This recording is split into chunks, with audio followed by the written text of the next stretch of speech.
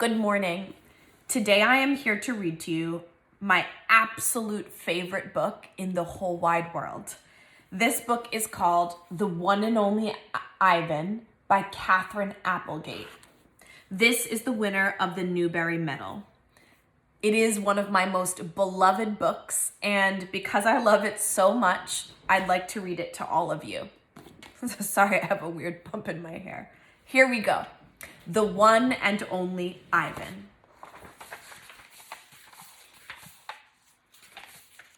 Hello, I am Ivan. I am a gorilla. It's not as easy as it looks. Names. People call me the freeway gorilla, the ape at exit 8, the one and only Ivan, mighty silverback. The names aren't mine. The names are mine, but they're not me. I am Ivan, just Ivan, only Ivan. Humans waste words. They toss them like banana peels and leave them to rot. Everyone knows the peels are the best part. I suppose you think gorillas can't understand you. Of course, you also probably think we can't walk upright. Try knuckle walking for an hour. You tell me, which way is more fun? Patience. I've learned to understand human words over the years, but understanding human speech is not the same as understanding humans. Humans speak too much. They chatter like chimps, crowding the world with their noise, even when they have nothing to say. It took me some time to recognize all those human sounds, to weave words into things. But I was patient. Patient is a useful way to be when you're an ape. Gorillas are as patient as stones. Humans, not so much. How I look. I used to be a wild gorilla, and I still look the part. I have a gorilla's shy gaze, a gorilla's sly smile. I wear a snowy saddle of fur, the uniform of a silverback. When the sun warms my back, I cast a gorilla's majestic shadow. In my size, humans see a test of themselves. They hear fighting words on the wind, when all I'm thinking is how the late day sun reminds me of a ripe nectarine. I'm mightier than any human, 400 pounds of pure power. My body looks made for battle. My arms outstretched, span taller than the tallest human. My family tree spreads wide as well. I am a great ape, and you are a great ape. And so are chimpanzees and orangutans and bonobos, all of us distant and distrustful cousins. I know this is troubling. I too find it hard to believe there is a connection across time and space, linking me to a race of ill-mannered clowns. Chimps, there's no excuse for them. The Exit 8 Big Top Mall and Video Arcade.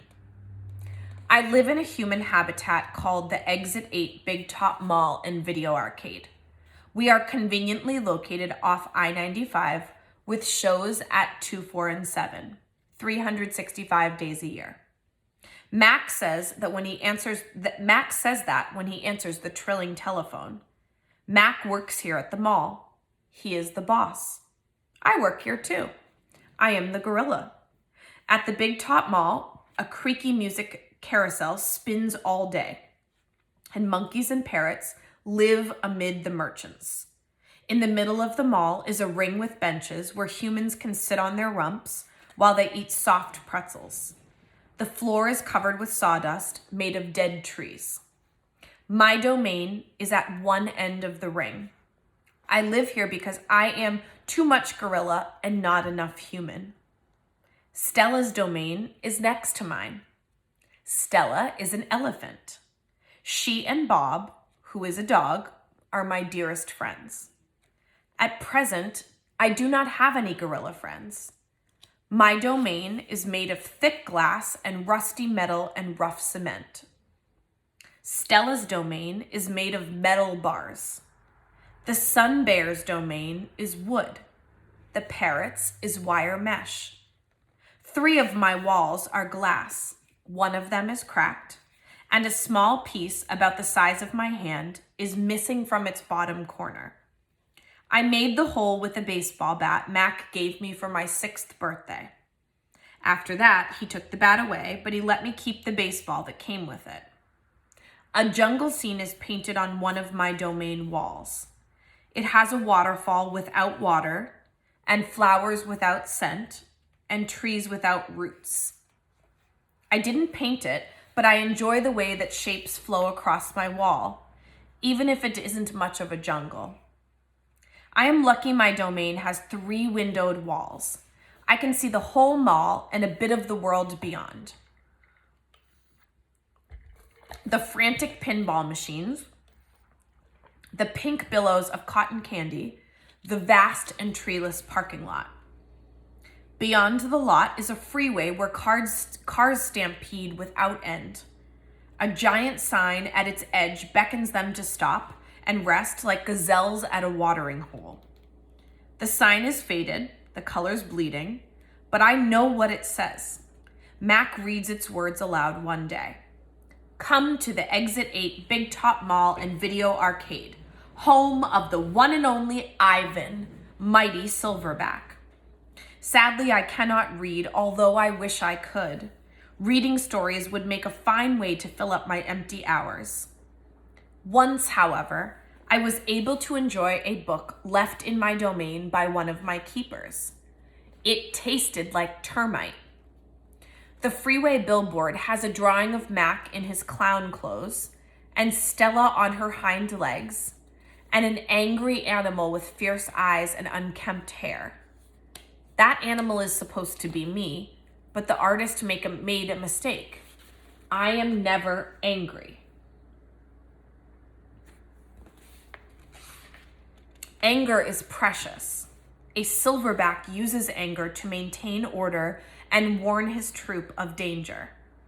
When my father beat his chest, it was to say, beware, listen, I am in charge.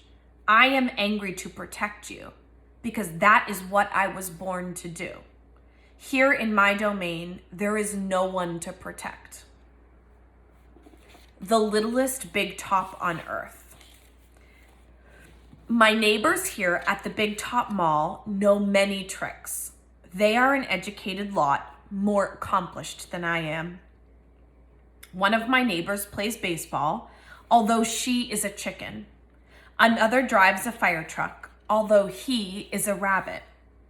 I used to have a neighbor, a sleek and thoughtful seal, who could balance a ball on her nose from dawn till dusk. Her voice was like the throaty bark of a dog chained outside on a cold night. Children wished on pennies and tossed them into her plastic pool. They glowed on the bottom like flat copper stones. The seal was hungry one day, or bored perhaps, so she ate 100 pennies. Mac said she'd be fine. He was mistaken. Mac calls our show the littlest big top on earth. Every day at 2, 4, and 7, humans fan themselves, drink sodas, applaud. Babies wail. Mac, dressed like a clown, pedals a tiny bike. A dog named Snickers rides on Stella's back. Stella sits on a stool. It is a very sturdy stool. I don't do any tricks. Mac says it's enough for me to be me. Stella told me that some circuses move from town to town. They have humans who dangle on ropes, twining from the tops of tents. They have grumbling lions with gleaming teeth and a snaking line of elephants, each clutching the limp tail in front of her. The elephants look far off into the distance so they won't see the humans who want to see them. Our circus doesn't migrate. We sit where we are, like an old beast, too tired to push on. After our show, humans forage through the stores. A store is where humans buy things they need to survive. At the Big Top Mall, some stores sell new things like balloons and t-shirts and caps to cover the gleaming heads of humans. Some stores sell old things things that smell dusty and damp and long forgotten.